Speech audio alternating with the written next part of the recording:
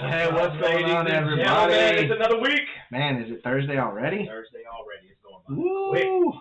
Golly. Dude, hey, first kind of official, unofficial week of college football. Yeah, that's right. This weekend. It is 0 It's going to be week. awesome. Yep, you're right. 0 week. You're right. Hey, and again, we've got some NFL football coming up this weekend. Yeah. This is the worst time of the year for my wife, can I just tell you? Well, please let me know. Yeah, so I'm a baseball fan, obviously. Okay. So even though the Braves are not very good this year, I still love me some Atlanta Braves baseball. I hear. I love college football. I love NFL football. So until the end of October, my wife has to deal with baseball, college, and professional football. Yeah. And then, to top it all off, I enjoy wrestling. It's something my son and I have watched since he was little. So, you know, we've got Monday Night Raw, Friday Night SmackDown, all the premium live events. So, you know, the TV pretty much does not leave my hand or Tristan's hand. Yeah. I'll just be honest with you. So, hey, Mimi Luckland. Hey, Mrs. Luckland. Hey, we are so excited that everyone is here. Yes, poor Shara. Yes. Look, very much so. Hey, Matt. Hey. What you got on there, man? Let's go. I tell you what, hey, let me move this out of the way just for a second. Let's Boom. see it. I'm going to move it out. Boom.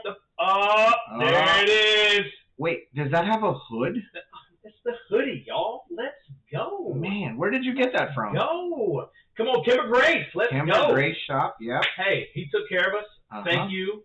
Call out. Looking great. Awesome. I love it. The Pew and the Popcorn. Again, remember, if you're looking for merch and some swag, you want to get it now. That's right. It's hot. $45 for that beautiful sweatshirt. You can either get the style that Matt is wearing, or you can get the blue background like I'm wearing. I'm wearing the Pew and the Popcorn T-shirt. Those are $20.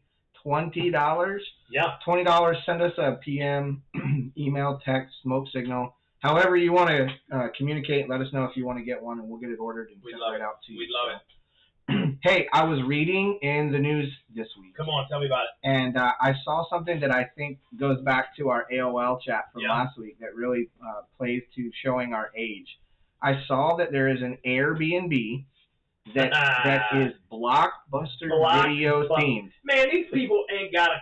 I mean, I'm telling you, like, you don't know how good you have it. You just go to all of your streaming platforms. Yeah. And you want to know what's so sad about Blockbuster? Is they could have bought Netflix. Yeah. They have a chance. They could have bought it.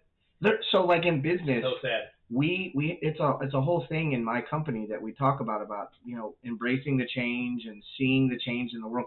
Bro, do you remember when Netflix would mail you your DVDs and your games? Oh my gosh, like, dude! It wasn't even a streaming service. You had to like go online or like send in a postcard with your requested DVDs, and then they would email them back to you. Dude, Mrs. Luckland remembers. Dude, that's like Redbox. You remember Redbox? Yeah. Come on, dude. Bro, do you know how many Redbox movies that I paid for? Because I never returned them, and I own them still. Like if you go through my DVDs, there's like these little plastic. But anyways, so sad. So Blockbuster themed. Airbnb. The cool thing is when you walk in, the living room is kind of partitioned off, and over to the left is like the old Blockbuster video stands where you would go and you would see, bro, the heartache when you would walk up to the movie that you wanted and you would grab the case, the display case, right? And then the video was not behind it. Not behind it. And then you waited at the counter because someone was supposed to return one by 5 p.m. and it was 4:55. And you were like, is that the one? Did they just return it? I want it. So they have that whole setup, a couple aisles to walk down and select. And then they've done this really cool thing. Hey, Cujo. Hey. That's AJ. Thanks for the sub. Appreciate it. Thanks, Subscribe through Amazon Prime. Thank you. My guy. So they've got a couple aisles there. Who's that? Jeff said Redbox scrap 10 boxes that were still full of DVDs. Are you serious, dude? That's crazy. That is ridiculous. Bama John, I'm going to guess that that's John Kilgore because he is an alumni of the University of Alabama, the greatest university in the country. But anyways, going back to whatever. Going back to the story. So Blockbuster themed Airbnb, okay? Yeah. So then not only do they have that whole setup, right? In the living room, they have set it up like a 90s Roll Tide. I told you that's who that was. Sorry, Roll Tide. When that happens, you have to respond. It's like saying hello anywhere else in the world. So they have a 90s themed living room set up. The Yeah. couch, I literally felt like I was back at my home. They've even set up the TV where it's a flat screen TV, like Right. a standard TV, but they have built, you remember the old boxes for the tubular TVs? Yeah, of course. It looks like it's a tube TV, but it's a flat screen behind it. That's funny. Can I tell you a quick story about a tube TV? So I've told you, my parents were not wealthy. They did the best they can growing up. But we had this, thanks for the follow. That's Chase Howard. Chase Howard. Love you, big dog. So, hey, get married. Yeah, hurry up. Get married. And have us be groomsmen or officiate. I'm just going to throw it out there. Yeah. It'd be awesome. We could officiate it together. Oh, that'd be interesting. That would be like a 2-hour wedding. Don't do that, Chase. I highly do not recommend that. I do not recommend it. Nope. So we had this TV, and I kid you not, it required to turn on, turn off, because we had to warm the tubes up. And I was a little kid, and Saturday morning cartoons were a must in my house. Yeah. And I remember I would go and wake up my mom, and she would be so ticked off because she had to sit there and go on, off, on, off, on, off, until the tubes warmed up enough to be able to keep it on and then watch the TV. Dude, that's old school, bro. That is first world problem today, first world right? Like, if your TV doesn't work, you scrap it and you go buy a new one from Walmart because they're cheap as dirt, right? That is correct. Big E remembers it, right? So, like, that was crazy. So, really, Airbnb, I think we found a stick. If this doesn't work out, if our podcast doesn't become uber popular and we don't become millionaires, we're going to open a Blockbuster-themed Airbnb. That's our solution. Okay. I love it. Wow.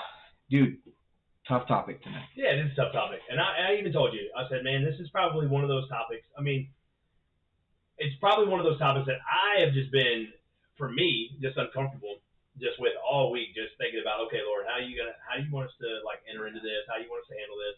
Because church hurt is a real deal, bro. It is. It's a real deal. Mm-hmm. And you're even going to get into, some of the things that you looked at for the top 3 reasons why people leave the church. Yeah. Listen, this is a topic that, we prayed about. We talked about at Sunday, like we shared with you in episode 1, like this is our Sunday morning preview. Right. And so there's a lot of topics that we talk about together and things that we share from our hearts. And Matt, we have both experienced church hurt. Oh, yes. We have experienced it sometimes in multiple instances. Right. We were actually talking about a specific situation. And look, we're not going to share any names, so please don't get mad at us if we're very, very vague about some of the stories. Some of it kind of hits home in certain, situations and circumstances. And you know what? We don't want to hurt. You're right, Chase. Yeah. You're exactly right. It's not talked about enough. Hence why we're talking about it on the Pew and the Popcorn. Right. So, there are people who we're going to, allude to that are still in ministry, unfortunately and fortunately. Yeah. And we don't want to hurt them by sharing our hurt, right? Right. That's not what this is about. We're not being vindictive. And in fact, that's going to be what we talk about. So when we talk about this topic tonight, it's going to be from our hearts. We're going to share some personal stories vaguely, but we want to get down to the nitty-gritty and get down to the bottom of it. But I wanted to share some statistics with you just because I want you to understand how serious this topic is within the church body. So when you think about church hurt, so here's what I did, Matt. I just Googled top 10 reasons people leave the church. Would you be shocked to know that church hurt falls at number 3, right behind shifting priorities at number 1, which I get. People are like, hey, I got T-ball with the kids, soccer. Yep, makes sense. But then lack of perceived value is number 2. So to me, that meant that they didn't see value or they didn't feel valued, right? Right. And then the number 3 reason is church hurt. Yeah. Number 3 on the list of 10. And then so as I started to dig in, I found some other topics other statistics that really kind of stabbed me in the heart. So 4 out of 10 non-church going Americans cited negative past experiences in churches or with church members as the reason for avoiding them. Think about that. Church members are the reason 4 out of 10 people. Well, dude, think about this. Let's go back. Let's even go back in the beginning. Like, I will never forget growing up in church. Okay, and I will never forget, dude. There were times when you would walk in, and that's when they had pews, right? Yeah. And there were family names on the pews. Yeah. Do you remember? I mean, if you grew up in church, this this is my seat. We paid for this pew, and we paid for it. We're all that was there for was to be in remembrance of right? That wasn't your assigned seat. Yeah. And bro, do you know that there's a local church? Again, not to cut you off. There's a mega church locally, will be remain nameless, that they went through a whole thing where that was their whole thing. Like, hey, you want to sit in the same place every Sunday? You can buy your seat. That's crazy, dude. I'm not kidding. It's a real thing. But anyways, go ahead. I'm sorry. But no, I just remember that. I was like, wait a minute. Like, what are we saying? What are we saying to people, like visitors, when they try to come to the church? Okay, you didn't pay for the seat. There, where you gotta get out. And can we be honest? It's always the little old lady who's normally super sweet until you sit in her seat, and then crazy. she has a very passive aggressive way of telling you that you're in her seat. Yeah. She just kind of stands there and huffs. And it's always this like, bless your heart. Bless your heart. You don't know. Bless my heart.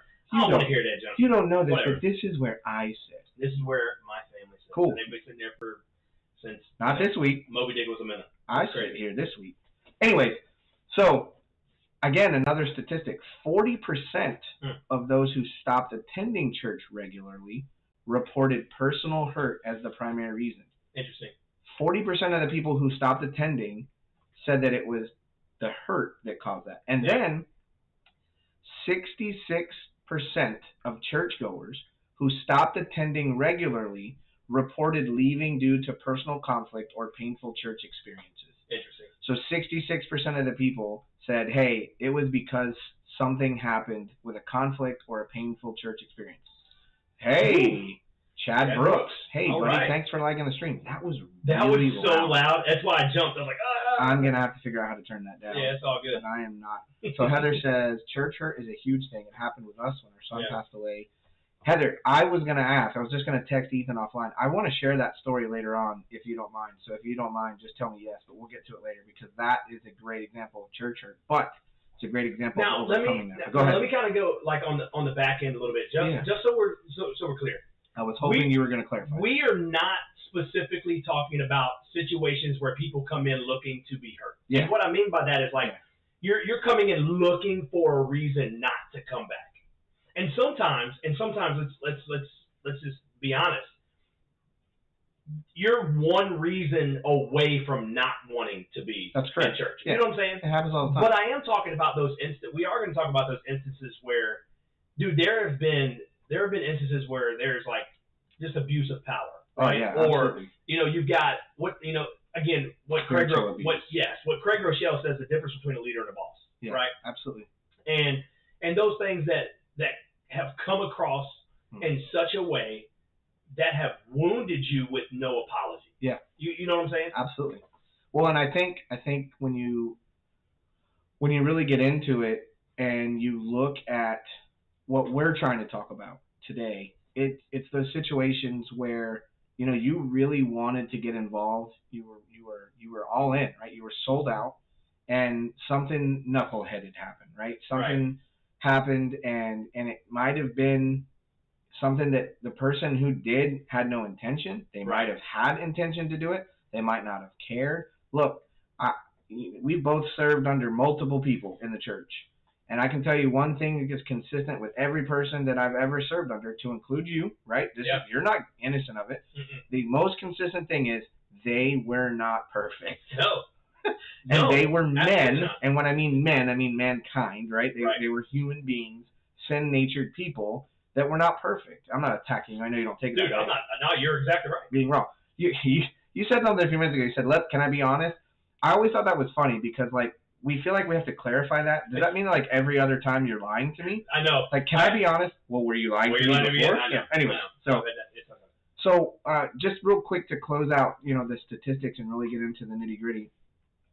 A couple of the things that were specifically listed as church hurt were judgment and criticism, abandonment and betrayal, misuse of power, and leadership issues. That's a big one. That's probably the most common one. That's probably the common one that nobody, and I'll tell you what, nobody wants to touch that with a 10-foot pole, right? Because there are empires that are set up for them to continue doing what they're doing. Yeah. There's no checks and balances. There's said to be checks and balances. Yep. But what it is a bunch of yes men that are like, you know what, we're seeing progress in the church, and therefore we don't want to really get in to what we feel, because it may take away from the success of the church, and therefore we're not going to get feedback. And then when you aren't one of those yes men, that's when it goes downhill. I like to call it the good old boy club. The good old boy club. Yes. And the thing about it is when you think about what you just said, right? Things are going really well. The problem is if it happened to one person and you don't address it, the chances are it's going to continue to happen. Correct. So that really well that you're dealing with is not going to be really well for a very long time. Right.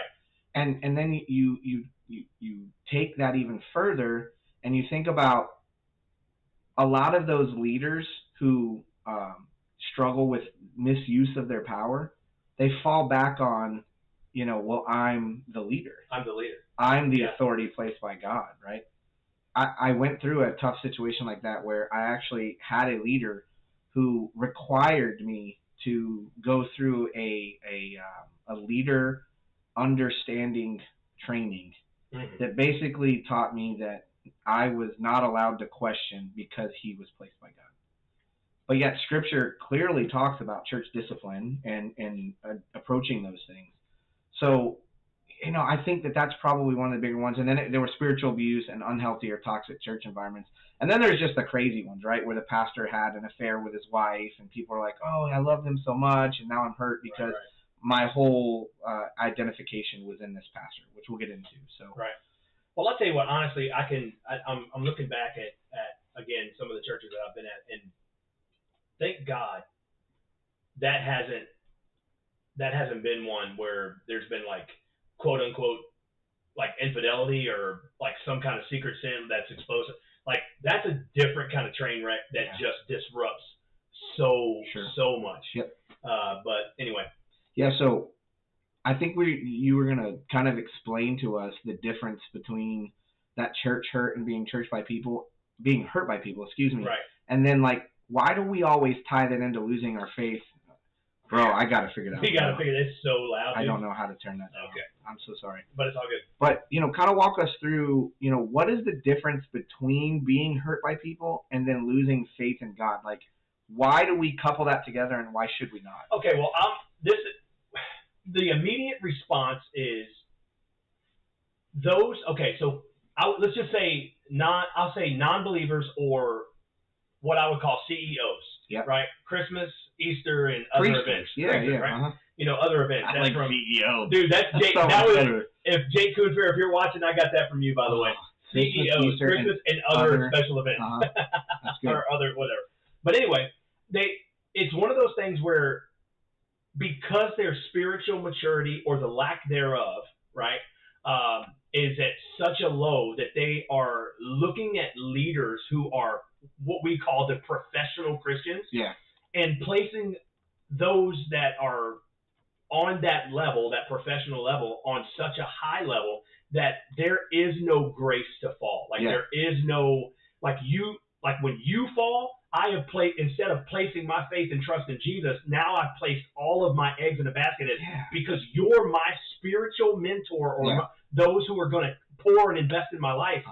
I am placing all of my value on you, and when you devalue what I valued, thanks, John. Yeah, thanks, John. I do not know how to turn that down. We'll figure it out later. But when there's been a devaluing in their ability to look at you as a spiritual leader, now you've just wrecked their entire worldview or what their their value system. Does that make sense? No, absolutely. And I think that we couple that together, meaning, hey, I was hurt by the church, so now I don't have any faith, right? Right. And we forget that, to your point, that person that we had all of that value placed in, or that situation, should not cause us to lose our faith. Look, I can sit down and we can have a conversation about why you're not going to attend church any longer, like go to a place. Right. And we could debate that another time, right? Because we both know our feelings on community, and there's scripture that backs that up. I can understand if you're like, hey, I don't attend a church, but to just walk away from your faith. Your faith. Now, let me give you an example. Let me give you an example of this one. Hit me with it. Because this one's actually kind of near and dear to my heart, and I watched this young man, his life absolutely get wrecked. Yeah. Like wrecked. And again, there was a situation where there was an individual that I know of that just was, accused of something, and the accusation that was stated to this young man, dude, just sent him over the edge. Right. Just sent over the edge.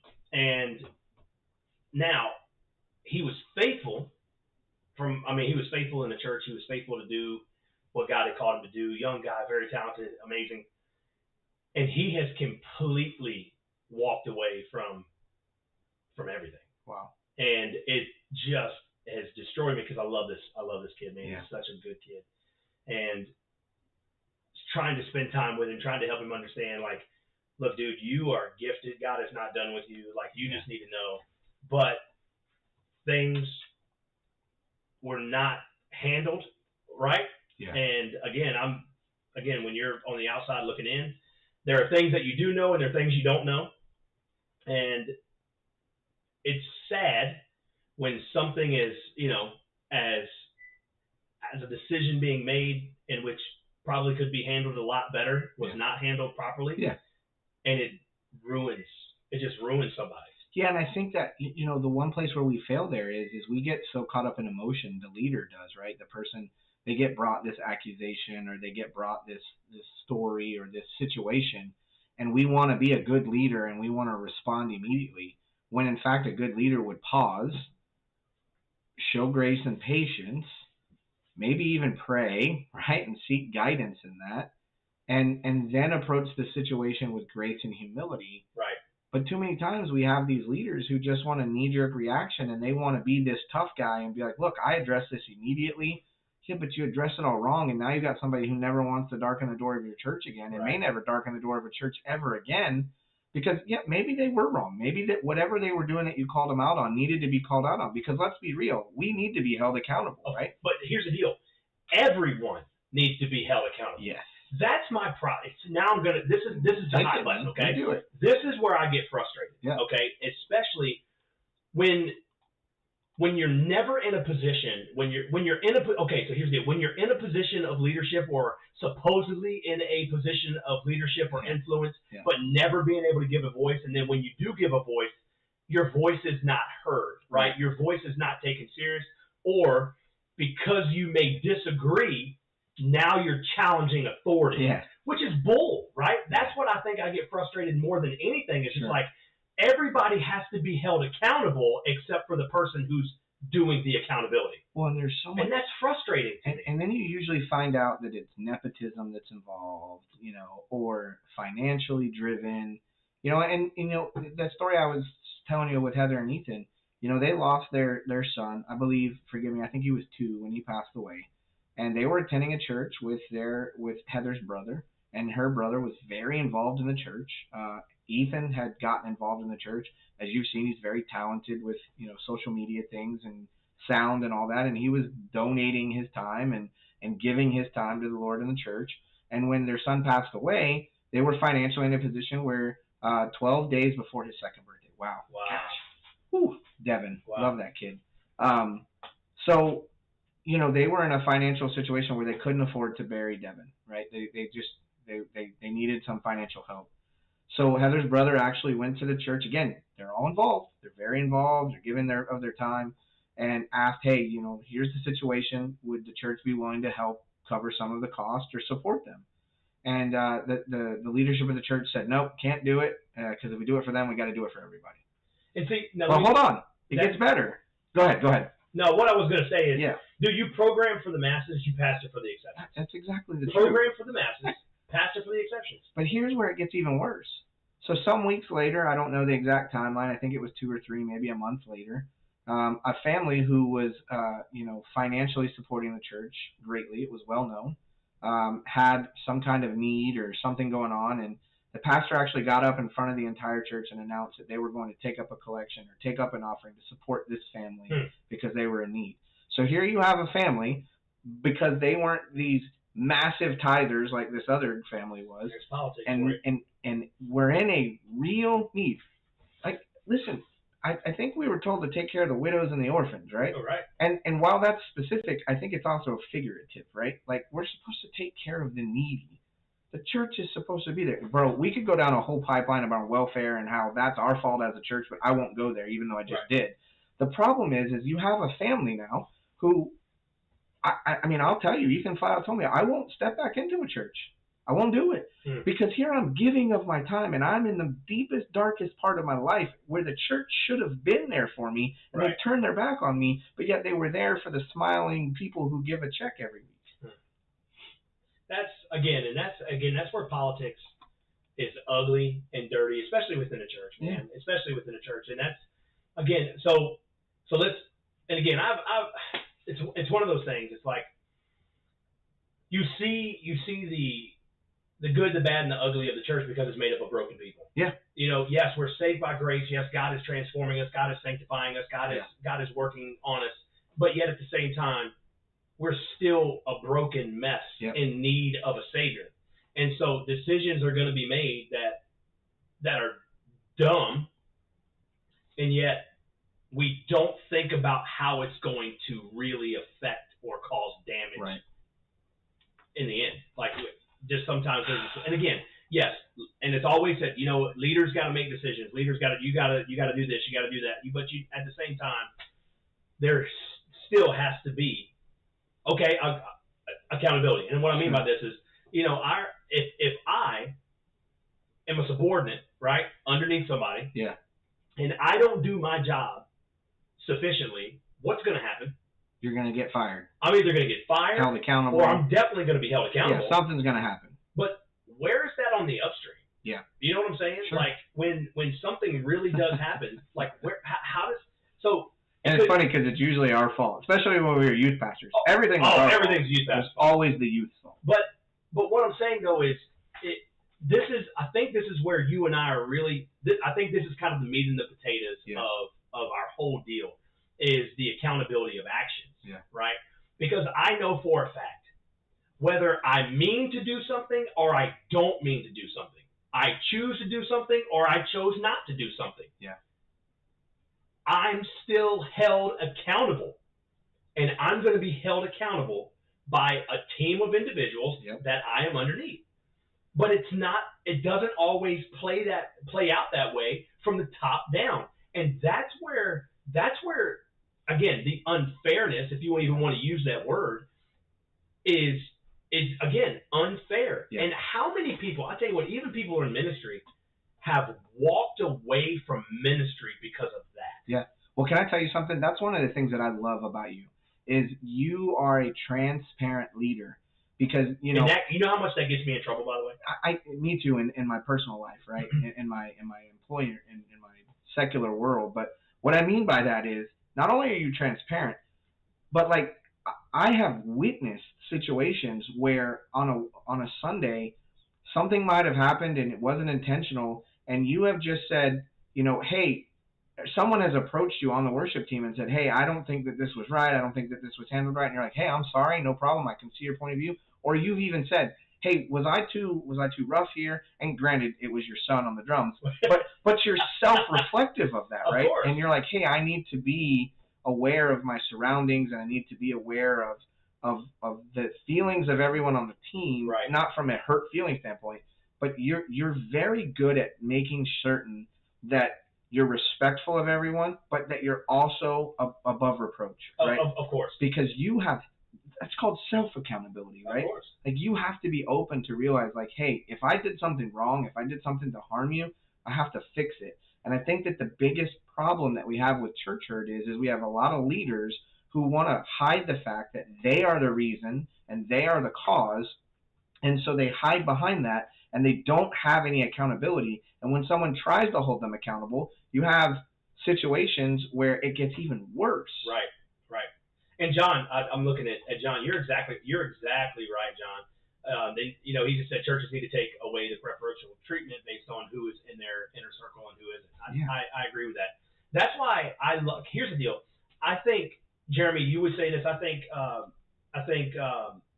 few of you on here who know me would say, I want people around me that don't always think like me. Yeah. It's a sign of a good leader. I would hope so. Yeah. I mean, because I get the fact, okay, case in point, just this situation, we had a situation where, okay, so we currently, in our church right now, ministries are just overlapping all the time. Everybody's using this, everybody's doing that, and so it becomes chaotic sometimes because, again, one ministry is having to use something and another ministry is coming in. And, okay, case in point. So in a need to, based on my job description, fix something, you know as well as I do, if something is broke and I've got to fix it, you're jumping right in. I'm jumping in it, and it can't wait. And it can't wait. Yeah. And I have a tendency to be, I get what in this red box, and I'm just super freaking direct, and I'm just trying to fix a problem, and I end up bull rushing people and not even meaning to. So much so that someone did a cartoon in the sound room that said I'm not yelling at you, I'm just passionate. Right. I'm not yelling, I'm just preaching on that. And here's the deal. I've been self-aware enough to know that okay, wait a minute, hold a second. I think I may have acted in such a way that somebody may have taken something out of context. Yeah. And so instead of letting it fall, tomorrow, I'm jumping ahead, getting on an email, getting on a text. Now. But here's the thing. Yes, I want to get ahead of it, but I have been so beaten down with the fact that, Matt, you are this way, and you should not be this way, and you need to be fixed, and you need to be this, and you need to be that it's not okay for you to do that. And I'm like, you know what? You're exactly right. But at the same time, I then get. Hey, that was my dad. Hey, I'm deaf now. But... And then I get to a point where it's like, now I'm doing it out of fear, right? Not out of self-reflection, but out of fear, because everyone's been like, you're just a bull, you're just a bulldog, you're just wrong, you're just this. But you know what? Where's the good in it? Nobody ever points out the good in it, right? Because I'm the guy. That's something that can be said again. You know what I'm saying? You gotta find the good in all things. Again, and now I'm not talking about abuse. I'm talking about the fact, hey, guess what? I did not handle that particularly well. I'm going to hold myself accountable so that, again, I don't have to have somebody but if you did hold me accountable, I can be self-aware enough to go, you know what? You're exactly right, and I messed that up. Like how about, hey, I'm glad that you saw this ahead of time before I came to talk to you about it and got ahead of it. Right. That's growth, and I appreciate that. Now, how do we learn how to not have this happen altogether so apologies aren't needed? Correct. And that's where you got to go, get to the root of the issue and start, really dealing with, why did you respond that way? Why did you act that way? So can I tell you two things? One, don't change. You are exactly the way God made you, unless your wife tells you to. But, I'm going to tell you don't change because I like you just the way you are. There's a song about that, right? But the second thing is Char and I have talked about this for years, right? And it's something, like you, we've been married almost 20 years, and we've had a lot of growth and learning in that time, and we have come to realize that people should be accountable for what caused my actions or reactions, as much as I should be held accountable for my reaction. Because you can't just sit there and poke the bear, and when the bear growls, go, I can't believe you did that. Yeah, you're the bad guy now. Yes, okay. Really? I should be accountable because I need to learn how to control my emotions. But you should also be accountable because you can't just do whatever you want. I can't go into a movie theater and yell fire. Right. I mean, I can. You could. I have the ability to, but it is illegal. Right. Now, we have free speech, but that is not free speech. So why is it that when someone does something that elicits a response from me, I'm the only one to blame? I get it. And that can be said with church hurt as well. Of course. Because you created this and someone reacted, and they're the only ones held accountable or to blame, even though you caused it. Right. So we've talked about something and not said the word, but hypocrisy. And Jesus actually addressed this, right? In Matthew 23:27, he says, "Woe to you, teachers of the law and Pharisees, you hypocrites! You are like whitewashed tombs, which look beautiful on the outside, but on the inside are full of the bones of the dead and everything unclean." Come on. How many people have you experienced in the church that are exactly that way? Oh, I get it. I mean, dude, I'll tell you what. I walked into a place And let's just say I'll just say, you know, I was there for a short time. I'll just leave it at that. And I walked in, and I wasn't there an hour, and this is what was said to me: "We are not glad you're here." That was the first thing. I was like, oh, what did I just walk into? Yeah. And and here's the thing, no matter how hard I tried, no matter what I did, no matter what I said, no matter how much I tried to make it better, it wasn't changing. I could not do anything right. Yeah. Zero. And then was told, oh, he just didn't deliver. What do you mean I didn't deliver? Like, I did everything that I possibly could to try and make things better, and it was bad from the jump, dude. It was bad. And so anyway, I'm just telling you, like, I look at those instances. I look at those instances in my life, and there's been plenty. And again, I'm not going to get into all of them, but there's been plenty where I'm just like, why am I in ministry? Yeah. Why am I even doing this? Why do I want to be a part of the church? But you know why that's a good thing? Yeah. It means you're still self-aware. Come on. It means that you're still connected. But I'll also tell you this, and I mean, God really has been speaking to me more than anything about this particular topic through Joseph. Yeah. In Genesis. Talk to me. Dude, it was crazy because, you know, for many of you, if you don't, I'm going to give you a synopsis version real quick. Joseph was the favorite kid. He had a coat of many colors. He was probably the biggest punk who just talked more trash to his brothers more than anything. Thanks, Scotty. And anyway, long story short, he got sold into slavery, but God had favor on him. He went into Potiphar. Man, his wife was off the chain, dude, bro. Bro, she was a toolbox. Yeah. So anyway, he gets another name, but it's not appropriate for the stream. So anyway, he's doing his thing. Well, Potiphar's wife, she had a thing for Joseph, and ended up saying that he tried to do things to her that he didn't. He must have been a handsome guy. He must have been hot, right? So anyway, he gets thrown into prison, and then he's thrown into prison for something he didn't do. Yeah. And then, you know, he started interpreting dreams. People forgot about him. He's in there for years for something he didn't do. Then finally, all of a sudden, I'm giving you the Cliff Notes version. You're almost there. And then he gets out. The Pharaoh was like, dude, this dude can interpret dreams. And he made him second most powerful dude in all of Egypt. And then, long story short, he saved everybody from dying. Okay, so that's you've heard the NLT. This is the MLT, the Matt Lauder translation. The Matt Lauder translation. So okay, so what am I saying? So the whole point of this was this. When his brothers finally came in and he wanted to get back at him but didn't get back at him, he loved them, it was great. And long story short, he said, this is what he said. What man intended for evil, God intended for good in the saving of many lives. That's Genesis 5:20, right? No, 50:20. 50:20. Yeah, sorry. 50:20. Genesis 50:20. And I've thought about those things. Can you say that again? He said, what man intended for evil, God intended for good and for the saving of many lives. Now, contextual, he's talking about that particular. Right. But what can we glean from that whole passage? Is guess what? There are going to be leaders. There are going to be leaders who make mistakes. There are going to be people in the church that make mistakes. Yeah. Guess what? You are going to make mistakes. Yep. And even in those decisions or indecisions, God is still working good. Yeah, come on. Which is then Romans 8:28, right? Yep. All things work together for good of those who love God and are called according to his purpose. Like all things, and again, even when we can't see the good in it. Yeah. Okay? So let me just pause for just a moment. A situation that happened even today. Chaos was, again, being a dad, right? Being a dad, trying to be a godly husband, trying to do all these things.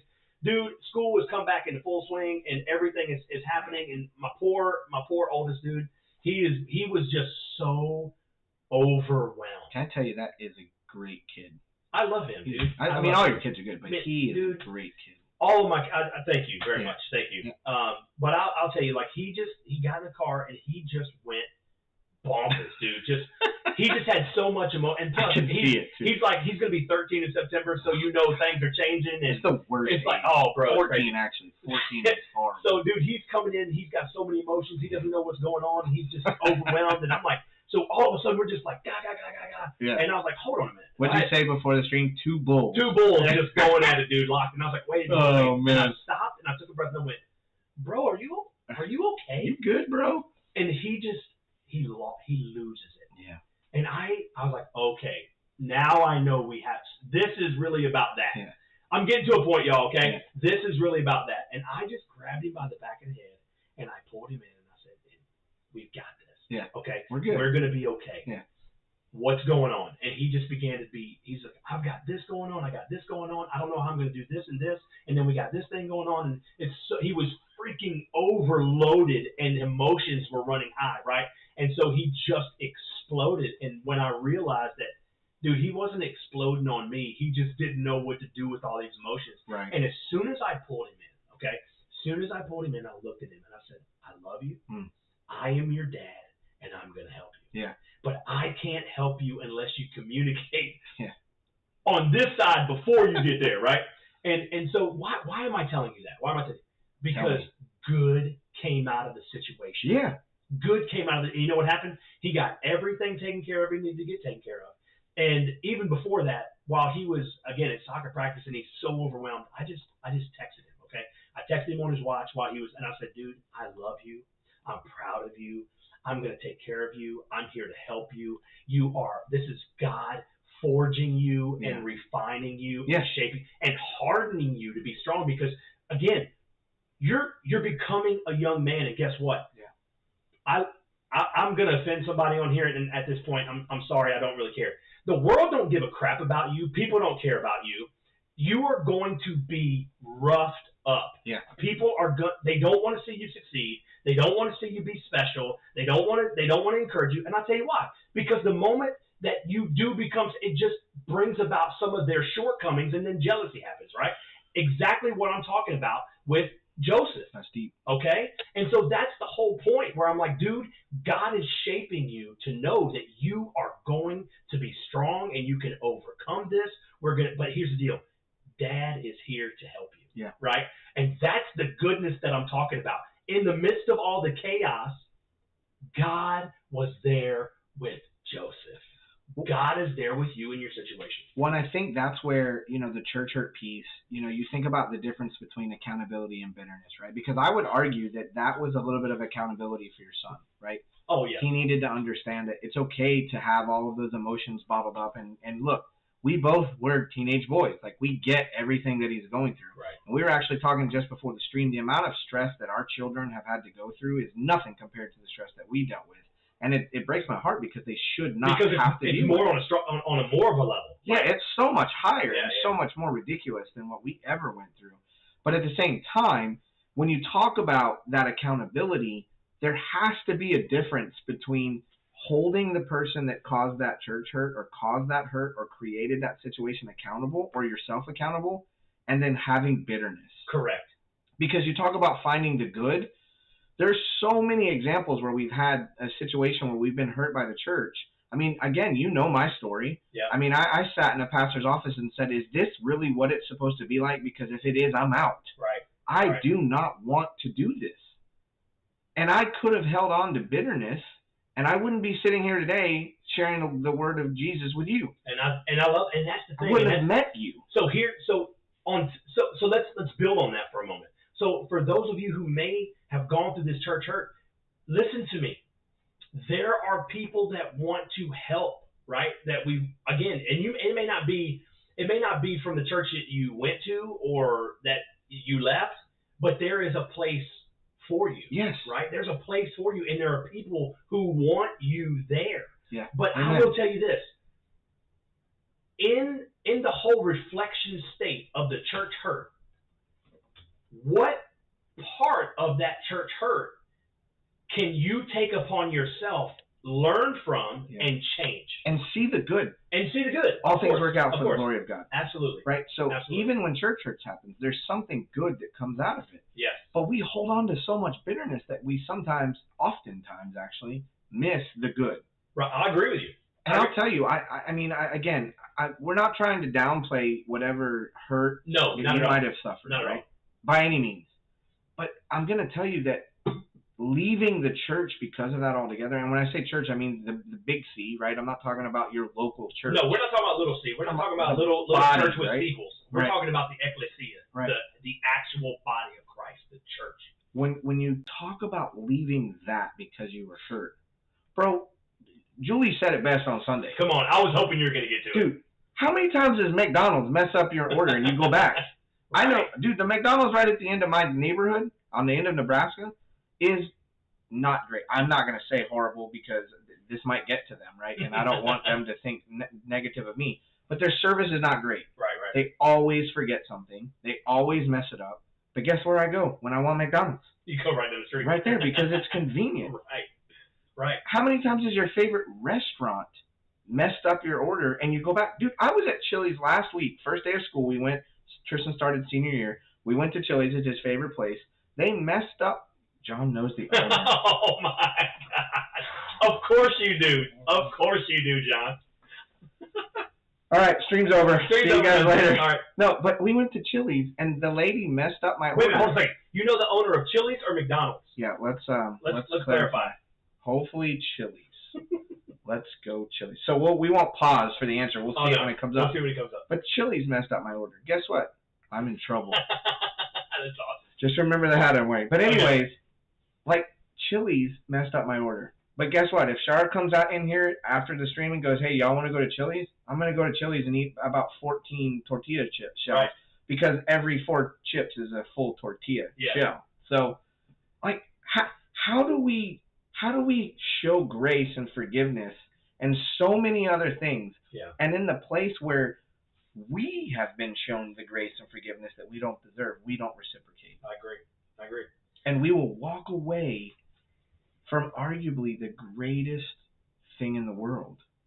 And that's a personal relationship with Jesus Christ in communion and in covenant with fellow believers. Right. And I will tell you, the one thing that you have to understand and that I've come to grips with, it's not, even though people are doing things in the name of Jesus, it's not Jesus who hurt me. Yeah. It's in the name of, it's not Jesus doing. Right. And you know what? Some of those people don't have the authority to do those things in the name of Jesus. Absolutely. Can I just say that? You're exactly right. And guess what? You have flawed, and you want to know what? I think about this sometimes. Dude, how many times did the disciples mess it up? Golly. How many times just in the Garden of Gethsemane did they mess up? Right. 3, right? And here's the deal. That's pre-Pentecost, right? So, but what about afterwards? Right. You know, again, there were times and instances where, dude, they're human and they mess it up, right? And again, I just have to go back to the fact, which we try to do after every episode, right? It's about my relationship with Jesus. That's right. How deep is your relationship with Jesus? I still can't believe he knows the owner of McDonald's. I knew I shouldn't have said it. Gosh, it's all good. Man. Hey, can I say something now that we're past a little bit? Yeah. Don't forget to smile. Why? Think about what I'm saying. Okay. Look into your monitor and make sure you have a smile on your face. I am. All right. I'll remind you after the stream. I thought you would have gotten it, but just think about one of the stories that you shared, and then think about looking at your monitor and make sure you're smiling, and then we'll talk after the stream. We'll have a talk after the stream. You'll get it. I'm a little off. No, as soon as I tell you, you're going to die laughing. Or you're going to remember and realize here in just a few minutes. Okay. Yeah, John said Peter denied him 3 times and led 3,000 to Christ at Pentecost. You're exactly right. Come on. John, come preach. We'll let you take over. You're exactly right. I love that because even Do you see what Osmosis Jones said there? What do you say? Just speaking from my own perspective, it was easier to leave and use something that is so small in comparison to my and my family's salvation as it's. Wow. That's good, wow. Jamal. That's good. That's good. Dang, I was saying something. I'm so sorry. No, it's all good. Anyway, it's all good. But yeah, that, Jamal, leads to the next point, right? Right. God never promised perfect people. No, he said, in this world you're going to have what? Trouble and tribulation. Yeah, but take heart. Yes.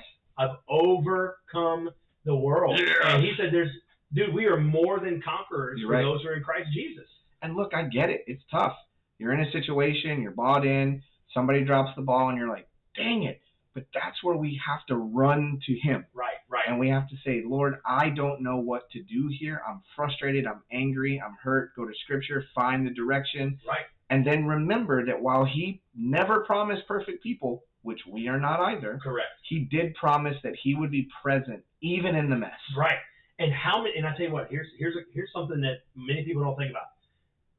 How do you not know that God is not working on you through a mess? Can you repeat that? How do you not know that God may be working on you through this mess? That's so good. And I'm telling you, I've had to take time to really reflect on that. God, what are you teaching me? What are you trying to tell me? What am I still not hearing or not embracing or not moving forward? And sometimes I think it's just, I'm just forging you in the fire. So I want to tell you two quick things. Number one, very quickly. I truly believe that I just lost my train of thought. So I'll go to the second point. You talk about being used in the midst, right? Yeah. And, there's people on here that know where we met, but, that we'll leave that a mystery for those who don't. Right. Bro, can I tell you that I know what you were dealing with when we met? But had we not met, I would not be here. Right.